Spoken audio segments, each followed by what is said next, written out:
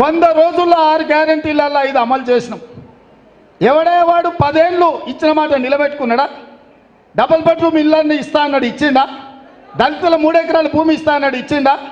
ఇంటికో ఉద్యోగం ఇస్తా అన్నాడు, ఇచ్చిండా? ఫీజు రియంబర్స్మెంట్ చేస్తా అన్నాడు, చేసిండా?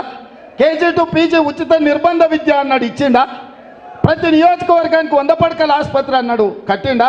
ప్రతి నియోజకవర్గానికి 1,00,000 ఎకరాలకు నీళ్ళు ఇస్తా అన్నాడు, ఇచ్చిండా? మా గిరిజనులకు 12% రిజర్వేషన్ ఇస్తా అన్నాడు, మా లంబడి సోదరులందరూ ఇన్నే ఉండరు, ఇచ్చిండా? మా మైనారిటీలకు 12% రిజర్వేషన్ ఇస్తా అన్నాడు, ఇచ్చిండా? చెప్పిన ఒక్క మాట కూడా నిలబెట్టుకోలే. ఇవాళ వచ్చి 100 రోజుల్లో 6లో 5 గ్యారెంటీలు అమలు చేస్తే రేవంత్ రెడ్డి దిగిపోవాలి అంటుండు. 10 ఏళ్ళు నువ్వు మోసం చేసినందుకు నేను చెంపలు వాయేటట్టు కొట్టాలి, కోదండం ఎక్కించి కొట్టాలి కేసీఆర్ను. వాస్తవంగా రైతు రుణమాఫీ కూడా 2014లో 1,00,000 రూపాయలు చేస్తాను, 5 ఏళ్ళ పొడుగుతూ అప్పుడింత ఇస్తే ఆయన ఇచ్చిందంతా మితికే సరిపోయింది. మళ్ళా 18లో మళ్ళీ 1,00,000 అన్నాడు. ఇవాళకి కూడా దానికి దిక్కు లేదు, దివాణం లేదు, మితికి సరిపోలే ఆయన ఇచ్చింది. అందుకే నేను ఒక మాట చెప్పిన, నేను 2 లక్షల రుణమాఫీ చేస్తాను. ఖజానా దివాలా తీసింది, జీతాలు ఇవ్వలేని పరిస్థితి.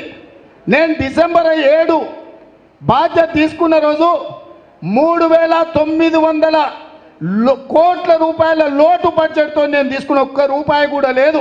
3,900 కోట్ల రూపాయలు లోటుతోటి నేను ముఖ్యమంత్రిగా బాధ్యత చేపట్టిన.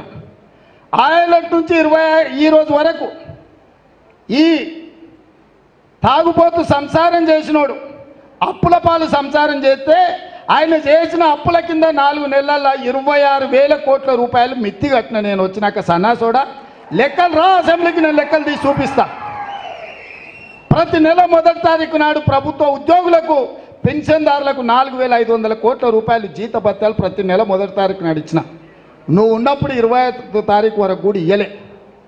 అదే కాకుండా ప్రతి ఆడబిడ్డకు ఆర్టీసీ బస్సులో ఉచితంగా ప్రయాణం ఏర్పాటు చేస్తే ఇప్పటికి 35 కోట్ల మంది ఆడబిడ్డలు బస్సుల్లో ఉచితంగా ప్రయాణం చేసిరు.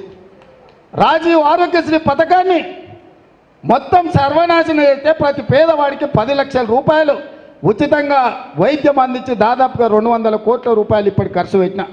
ఆర్టీసీ సంస్థనే మునిగిపోతుంటే ఆడబిడ్డలకు ఉచిత ప్రయాణం ఇచ్చే ప్రభుత్వం నుంచి 1,369 కోట్ల రూపాయలు ఆర్టీసీ ఘటన.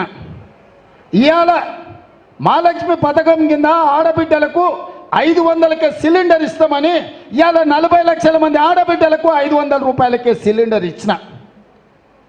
200 యూనిట్లు ప్రతి పేదవాడికి ఉచిత కరెంట్ ఇస్తామని చెప్పి దాదాపుగా 45 లక్షల ఇళ్లలో ఇవాళ వెలుగు నింపుతున్నాం.